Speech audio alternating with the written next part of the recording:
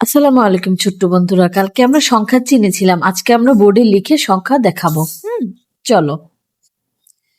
এক, এটা হচ্ছে এক।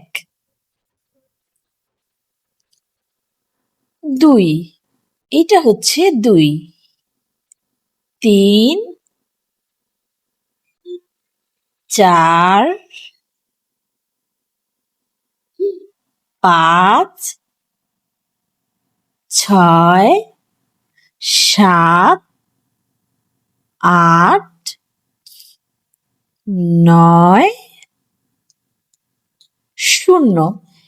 এখানে হচ্ছে 10টা সংখ্যা। 1, 2, 3, 4, 5, 6, 7, 8, 9, 0। 10টা সংখ্যা। এরপর থেকে 11, 12 সব এই সংখ্যা দিয়েই শুরু হবে।